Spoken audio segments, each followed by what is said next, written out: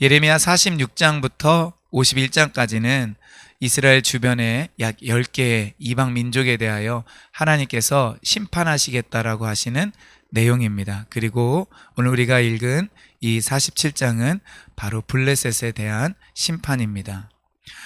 블레셋은 약 기원전 12, 13세기경에 성경에는 갑돌섬이라고 나오는데 오늘날 크레타 섬이라고 불리는 그곳에 있는 사람들이 지금 있는 이 팔레스타인 땅으로 이주해 왔다라고 보통 이야기를 하고 있습니다. 이 블레셋, 이 팔레스타인이라는 말 자체가 사실은 이 이주민이라는 의미를 가지고 있는데, 그래서 오늘날의 이 팔레스타인이라는 이 지명 자체가 바로 이 블레셋에서 왔다라고 이야기를 하고 있습니다. 블레셋은 크게 5개의 큰 도시가 있습니다. 오늘 성경에 나와 있는 이 가사, 그리고 골리앗의 고향인 가드가 있죠. 그리고 에스글론도 나오고 있고, 아스글론이 나오고, 아스돗이 나오고, 그리고 다른 도시가 있어서 총 5개의 주요한 도시로 이 블레셋이 구성이 되어 있습니다. 구약 성경을 읽어보면은 이 예언서에는 이 블레셋에 대한 멸망의 예언이 여러 곳에 나옵니다. 오늘 우리가 읽은 예레미야에도 나오고, 이사야 14장, 또 에스겔 25장, 아모스 1장, 스바냐 2장, 스가랴 9장에도 이 블레셋에 대한 예언이 나와 있습니다. 그렇기 때문에 이 블레셋의 예언은 너무나 확실한데, 오늘 읽은 말씀이 중심으로 이 블레셋의 예언의 특징에 대해서 생각해 보도록 하겠습니다. 먼저 이 블레셋 나라의 멸망의 예언의 가장 큰 특징은 6절과 7절에 나와 있는데, 바로 이 블레셋의 멸망이 하나님에 의하여 주도되어지고 있고 이루어지고 있다라는 것입니다. 6절에 보면은 오라 여호와의 칼이여 네가 언제까지 쉬지 않겠느냐, 내 칼집에 들어가서 가만히 쉴지어다. 여호와의 칼, 바로 블레셋을 멸망시키는 심판의 칼인데, 누가 이 말을 했는지는 성경에 분명하게 나와 있지 않죠. 갑자기 탁 등장하기 때문에 이거 지금 누가 말을 하고 있는 거지? 라는 생각이 드는데, 말씀을 좀 읽어보면은 아마도 이 블레셋 사람들의 어떤 탄식의 말이 아닐까, 이런 생각이 들고, 또 그것이 아니라면은 분명치는 않지만 아마 이 여호와의 심판에 대해서 누군가가, 아니면 어떤 집단이 이제 그만 멈추고 칼집에 들어가라 라고 말을 한다라고 생각할 수 있습니다. 여기에 대한 대답은 뭐죠? 여호와의 칼이 마치 대답하는 것 같습니다. 그럴 수 없다라는 거예요. 여호와께서 이를 명령하셨기 때문에 어떻게 잠잠하며 쉬겠느냐. 그래서 아스글론, 블레셋의 5대 도시 중에 하나죠. 아스글론과 해변을 치려하여, 블레셋은 이제 해양 도시죠. 이 해변을 치려하여 그가 정하셨다. 즉 하나님이 정하신 심판이고, 그 심판이 마무리될 때까지 여호와의 칼이 쉴 수 없다라고 말을 하는 것입니다. 보통 어떤 한 나라가 멸망을 당할 때는 주변에 강한 국가가 반드시 있기 마련입니다. 그 당시에 패권 국가가 있을 수 있죠. 그런데 그런 나라들에 의하여 이 한 나라가 멸망당하는 것이 아니라, 사실은 그 뒤에 그것보다 훨씬 더 큰 보이지 않는 손길, 그러나 나라를 움직여서 전쟁도 하게 하시고 악한 나라를 심판하게 하시는 바로 그 하나님의 뜻과 계획이 있다라는 것입니다. 오늘 우리도 이 블레셋의 멸망을 보면서 어떠한 나라의 이 멸망 뒤에 있는 그 하나님의 그 섭리, 뜻, 계획을 살펴보면서 우리 자신과 우리 주변에 있는 여러 가지 일들에 대해서 우리가 이해를 해야 됩니다. 사람이 하는 것 같고, 또 어떤 국가가, 정부의 지도자가 결정하는 것 같지만, 사실은 그 뒤에는 보이지 않는 하나님의 역사의 손길이 있다라는 것을 우리가 생각하고, 주님 앞에서 겸손하며 이 역사의 주관자이신 하나님 앞에 우리가 겸허해지고 그 주님을 찬양할 수 있기를 바랍니다. 이 하나님의 심판의 특징은, 이 블레셋의 심판의 특징은 바로 하나님에 의하여 이루어지는 것이다 라는 것인데, 그렇기 때문에 그 안에 여러 가지 모습들이 있다라는 것을 보게 됩니다. 우리 1절을 보면 바로가 가사를 치기 전에 블레셋 사람에 대하여 선지자 예레미야에게 임한 여호와의 말씀이라, 이렇게 나와 있습니다. 우리가 결론부터 말씀드리자면 블레셋은 사실 남유다보다 더 먼저 멸망당합니다. 남유다가 기원전 586년에 멸망을 당하는데 블레셋은 기원전 604년에 멸망을 당한다고 해요. 그것도 누구에 의하면은 바로 바벨론의 느부갓네살에 의하여. 그런데 1절에 보니까 바로가 가사를 치기 전에 라는 이 말씀이 있습니다. 아마 이 예언의 메시지가 전해지던 그 상황쯤에서는 바로는 애굽의 왕이죠. 이 바로의 세력도 강하였기 때문에 이 가사, 블레셋의 5대 도시 중에 하나죠. 이 블레셋을 공격하려는 그 조짐이 있었던 것 같아요.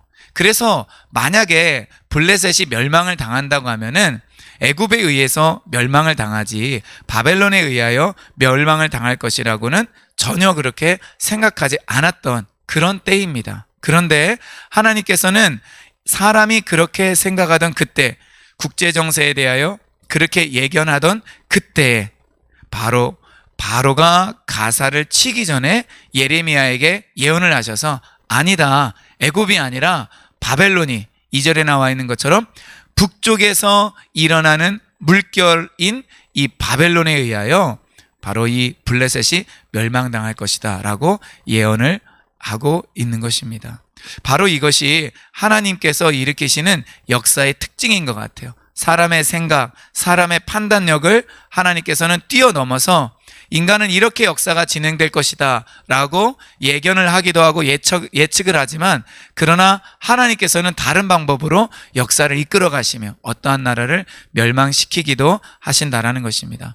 오늘날 우리도 대한민국을 위해, 북한을 위해 기도하며 복음 통일, 또 자유민주주의 통일, 또 이 평화통이 이루어지기를 사실은 기도하고 있죠. 그리고 어떠한 나라가 우리가 생각하기에 주도권을 쥐고 하나님께서 사용하면 좋겠다라고 생각하기도 합니다. 그러나 우리가 생각하는 모든 그런 방법들을 뛰어넘어서 아마 하나님께서는 역사하실 것입니다. 왜요?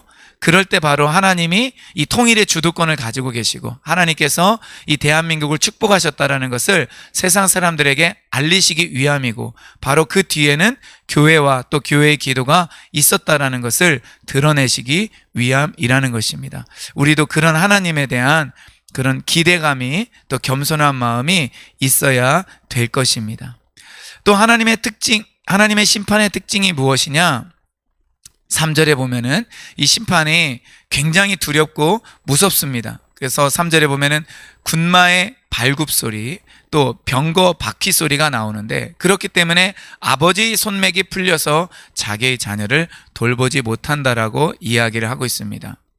이 북쪽에서부터 내려오는 바벨론 군대의 이 소리를 발굽소리, 그리고 병거 바퀴 소리라고 이야기를 했습니다. 그리고 2절에 나와 있는 것처럼 물결이라고 그것을 표현을 하고 있어요. 진격하는 바벨론 군대의 그 특징을 물결로 표현을 했는데, 우리나라도 사실은 전쟁을 겪었죠. 그래서 이 전쟁을 다룬 영화나 그 실제 모습을 보면은 부모가 가장 소중하게 다루고 챙기는 그 대상은 사실은 자녀입니다. 어떻게 해서든 이 자녀의 손을 잡고 피난 행렬에 오르고 지게에 이 자녀를 올려놓고 지게를 지고 자녀를 안전하게 피신시키려고 합니다. 그런데 이 블레셋에서는 어떤 일이 일어나느냐? 아버지 손맥에 풀려서 자기의 자녀를 돌보지 못할 정도가 된다라는 거예요. 그러니까 너무나 두렵고 갑작스럽기 때문에 자녀를 돌볼 수 없을 정도로, 기운이 다 빠질 정도로 그렇게 이 그들에게는 이 심판의 모습이 두려움으로 임한다라는 것입니다. 그리고 어떤 모습으로 또 임하느냐? 4절에 보니까 동맹국들까지 하나님께서는 심판하신다라는 것입니다. 이는 블레셋 사람을 유린하시며 두로와 시돈에 남아있는 바 도와줄 자를 다 끊어버리시는 날이 올 것입니다. 즉 하나님의 심판은 굉장히 철저하십니다. 그래서 두로와 시돈은 블레셋의 바로 위쪽에 있는 이 해양 국가 도시들이거든요. 해양 도시 국가들인데 이들 중에서도 블레셋을 도와줄 사람들이 없다라는 것입니다. 그리고 4절 후반부에 보면은 오늘날 표준세 번역에서는 다 크레타 섬이라고, 초반부에 말씀드린 이 크레타 섬이라고 번역이 되는 갑돌섬이 나옵니다.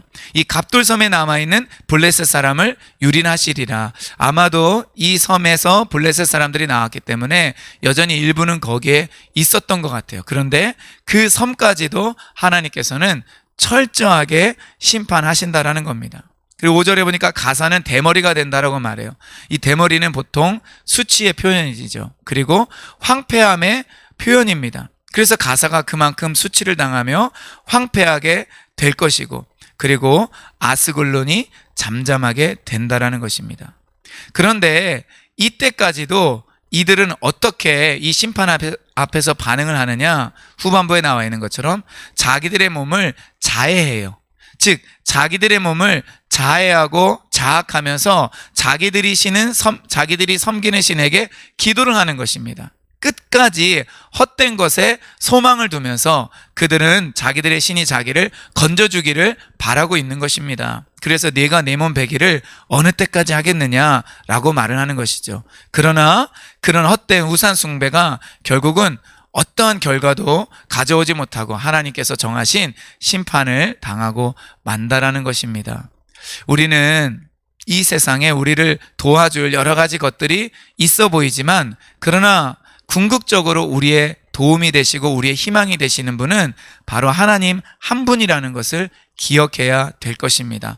멸망 바로 직전까지 자기 몸을 베었던 이 블레셋 사람들을 생각하면서 나는 가장 위급할 때, 나는 가장 어려울 때에 누구를 의지하고 있는가 우리가 생각을 해야 될 것입니다. 때로 하나님의 도움이 지금 당장 나에게 임하지 않는 것 같다 할지라도 우리는 맨 마지막 순간까지 주님의 이름을 부르고 그분께 도움을 청한다면 하나님께서 반드시 우리를 어려운 가운데서 도와주시고 우리를 향한 하나님의 선한 뜻들을 이루어 주실 것입니다. 오늘 멸망하는 이 블레셋을 생각하면서 하나님의 그 주권, 그리고 나는 멸망당할 때까지 헛된 것을 의지했던 블레셋 사람을 보면서 나의 도움이 되시는 하나님을 오늘도 우리가 찾을 수 있기를 예수님의 이름으로 축원드립니다. 기도하겠습니다.